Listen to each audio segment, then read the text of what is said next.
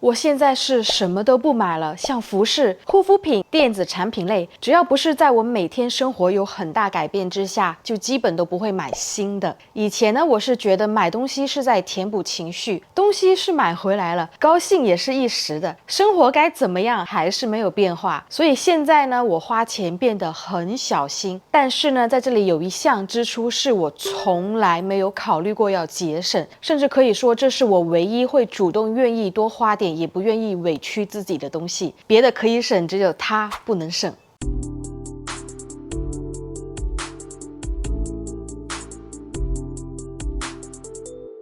以前的我和现在大部分人一样，钱虽然花的不多，但也花的不清不楚。衣服看到打折就想买，护肤品和彩妆也是紧跟热度，买的多了，到最后也不知道自己到底把钱花在了哪里。只要是小价钱，对钱包损害没有太大的东西，都是直接闭着眼睛买下来。后来开始了断舍离，试着把不必要的东西一点一点清掉。当我不再去买那些给我带来短暂满足感的物品之后，才意识到真正影响我生活质量的是每天吃进身体里的那几顿饭。很多人说想要省钱，第一件事情就是在吃的上面去压缩预算，早饭省掉，午饭将就，晚饭外卖凑合。但我呢是刚好反过来，我可以不买包，不逛街，不囤护肤品，但我一定会认真吃饭，不是随便的吃，而是吃的贵一点，吃的让自己身体舒服的食物。现在的消费习惯已经被网络上的内容引导得很奇怪，有人宁愿花100-200去买一个陶瓷水杯，却不会花这个钱去买有机蔬菜和优质蛋白，宁愿吃一些垃圾食品，去一家在拍照上好看的下午茶，也不会吃一顿真正对身体有营养的食物。以前的我呢，觉得身外之物很重要，穿得好看，打扮得漂亮。现在的我呢，是更清楚的知道，吃得干净，吃得健康，能让我身体有力气、有精神，这种实实在在的感觉，比任何外在装饰都重要的很多。那为什么很多人不愿意在吃的上面花钱？也许是因为吃饭这件事情太日常了，我们从小就觉得只要能吃饱就行，所以潜意识里呢，总会把吃放在优先级很低的位置上。很多人会觉得只要吃饱就可以了。现在的年轻人呢，在选择餐厅上也不是因为这家餐厅好吃或者是怎么样，而是他们能拍照，能放在网络上去展示的一个消费模式，这样才是他们所认为的这顿饭吃的值。所以呢，他们就习惯了在吃的上面将就，在自己的身体上妥协。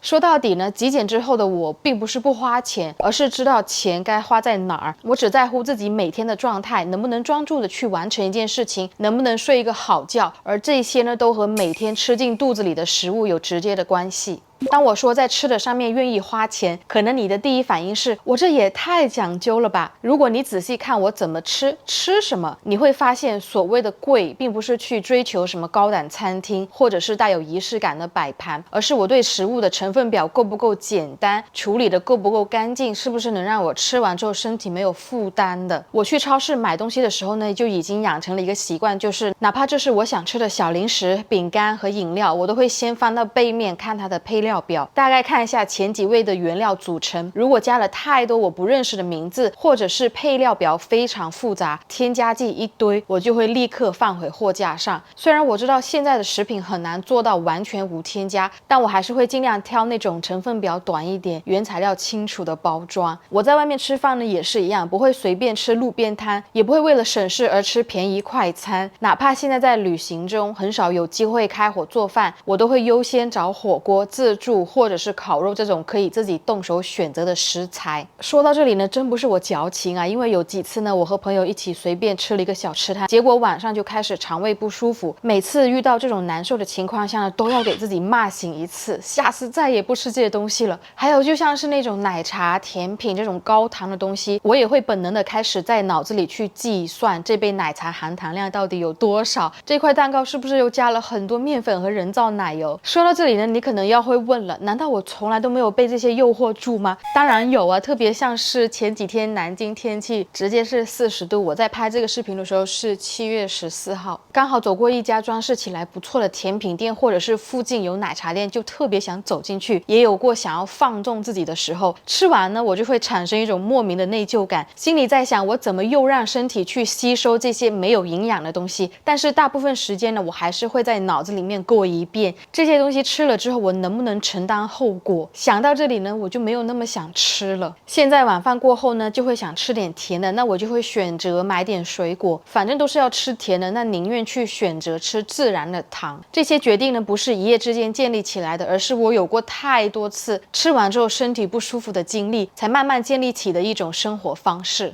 在所有的消费行为中，吃的这件事情上是最没有想象空间，最实在也是最有效的。你买一件衣服可能要等换季才穿，或者是码数不对，款式不搭，护肤品用了1个月都不一定能看到效果，但食物就不一样了，它是唯一一个你花钱买下，当天吃完之后就能看到结果。只要你吃的对，吃的健康，整个人的状态就会变得很好。你吃的随便，吃的重油重盐，然后肠胃就会不舒服，脸也开始出油长痘。我以前呢并不是特别敏感的体质，以前小的时候呢也是吃什么都不挑剔，不知道从什么时候开始，我的身体对于食物的反应变得格外明显，也可能是身体开始习惯了一种干净的吃法，一旦吃到不对劲的东西就立马警惕起来，尤其是精加工的碳水这种东西带来的影响比糖还要厉害。像米饭、面条、面包和蛋糕这些高度精炼的碳水，在你吃下去的时候，也许只是觉得它好吃美味，可当你吃完后的2-3个小时内就开始犯困，注意力也会变低，而且还会有一种才刚吃完没多久又饿了的感觉，这就是你的血糖在短时间内升高又快速下降导致的。我现在在外面吃饭的时候呢，都会少吃主食，也不会为了需要吃饱去吃一些精加工的东西。平时呢，我在健身想要吃碳水的时候呢，就会吃一些糙米或者是地瓜，这就是吃的这件事情上会给你的反馈是及时的。比如晚上你睡不着、睡不好，半夜会不会口渴，隔天早上起来脸会不会浮肿，其实都跟你前一天吃了什么有很大的关系。你可能当下没有意识到，但只要去观察就能知道，这就是身体在告诉你这个东西该不该继续吃。